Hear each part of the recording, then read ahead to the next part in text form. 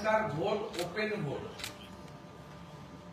আমরা চাই না গণতান্ত্রিক বিধিবিধান মেনে ভোটারদের কেনা বেচা, ক্রস ভোটিং এগুলো হোক, কিন্তু তৃণমূল কংগ্রেস তার 15 বছরের রাজত্বে 1 নম্বর এই বিধানসভায় বিভিন্ন দলের প্রায় 60 জনের কাছাকাছি বিধায়ককে দল বদল করিয়েছে।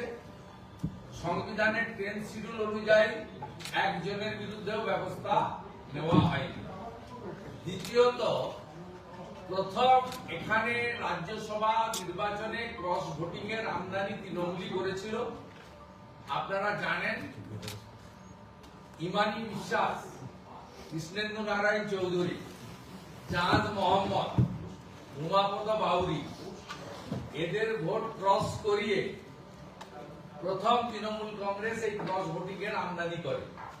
শুধু ক্রস ভোটিং এর আমদানি নয়, তৃণমূল কংগ্রেস তড়িৎ গতিতে প্রদীপ ভট্টাচার্যকে রাজ্যসভায় পাঠানোর জন্য বিকাশ রঞ্জন ভট্টাচার্যকে নমিনেশন পর্যন্ত করতে দেয়নি, গেটে আটকে রাখা হয়েছিল। শেষ মুহূর্তে তিনি এসেছিলেন।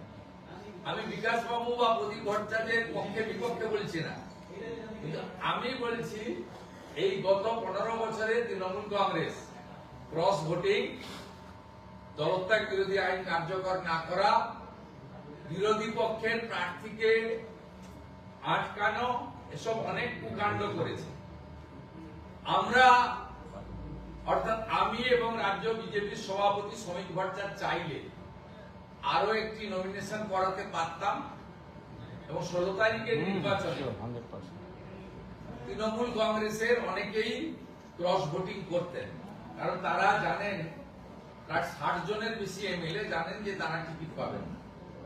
এর বাইরেও যদিও আমরা তার ভোট আশা করি না, সমর্থন চাই না, তিনি মমতার বিটি হুমায়ুন কবিররা তারাও কি করতেন ভোট হলে, এটাও কিন্তু কারণই মানে অজানা ছিল সব।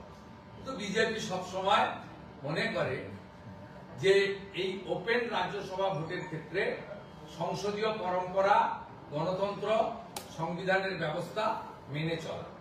তাই ভারতীয় জনতা পার্টি প্রথম থেকেই অনন্ত মহারাজ অর্থাৎ নগেন্দ্রনাথ রায়, মাননীয় শ্রমিক ভট্টাচার্য মহোদয়, পরিশেষে রাহুল সিনহা, আমরা আমাদের ভোটার সংখ্যা অনুযায়ী আমরা নমিনেশন করেছি এবং তৃণমূলের বিপদ ছিল বলে তৃণমূল এবারে বিগত দিনের মতো বাড়তি প্রার্থী দেওয়ার ঝুঁকি নেয়নি। বিপদটা আমাদের ছিল না, বিপদ আপদ সবটাই উঠেছে। শুধু আজকে রাহুল সিনহার মনোনয়ন জমার ক্ষেত্রে কিছুটা বিলম্ব হলো, কোনো জটিলতা তৈরি হয়েছিল না। কালকে আমাদের প্রার্থী ঘোষণা হয়েছে পরশুদিন, 3-4 বন্ধ ছিল।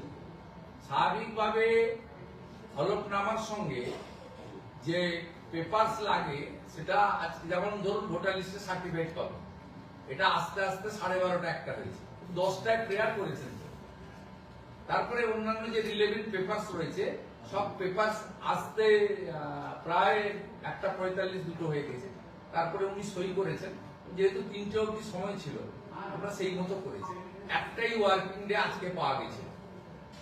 3 এবং 4 দুদিন পশ্চিমবঙ্গে ছুটি ছিল, ভারতবর্ষে ছুটি একদিন ছিল, 4 তারিখ।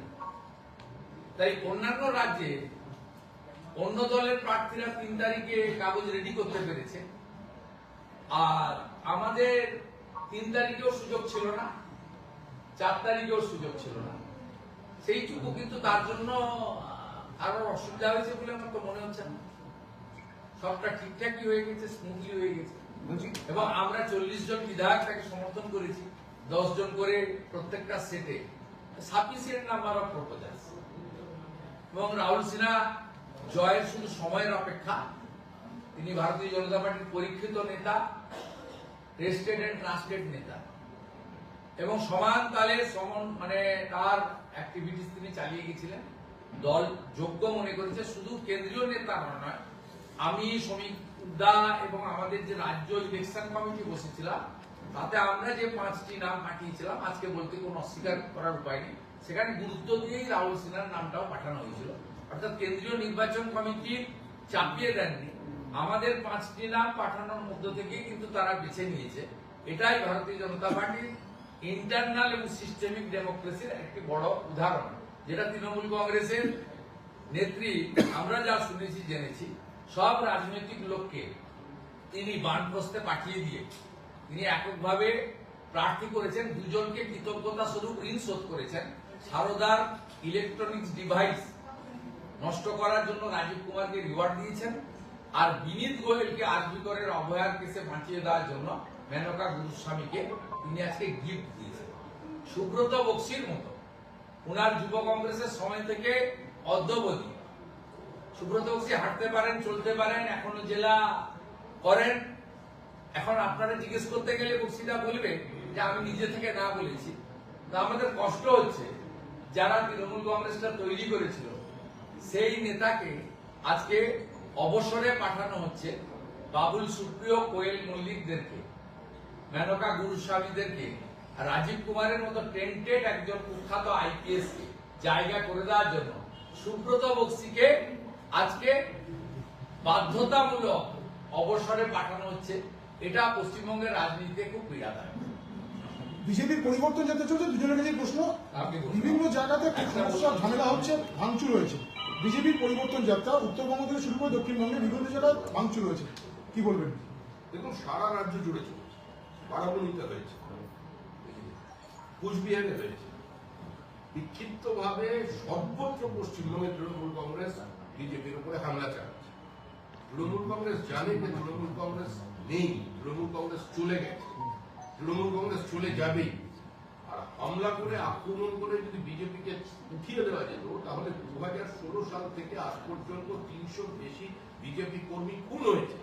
2021 সালের 2রা মের পর 27 দিনে 56 জন বিজেপি কর্মী খুন হয়েছে, ঘরছাড়া করা হয়েছে, লক্ষ লক্ষ টাকা জরিমানা দিয়ে বিজেপি সমর্থকদের বাড়ি ফেরানো হয়েছে, মাথা বইয়ে কামিয়ে দেওয়া হয়েছে, নিজের মূত্র ত্যাগ করিয়ে তাকে দিয়ে খাওয়ানো হয়েছে। এই তো অত্যাচার চলেছে।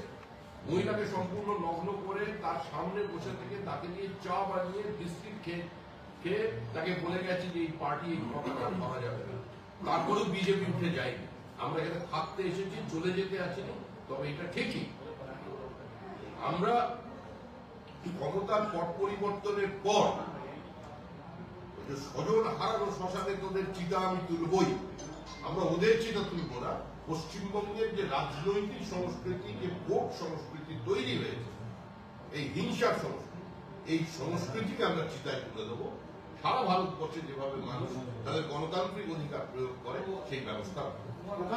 চ্যানেলে নতুন হয়ে থাকলে সাবস্ক্রাইব করতে ভুলবেন না, আর অবশ্যই লাইক করে শেয়ার করতেও ভুলবেন না। নমস্কার।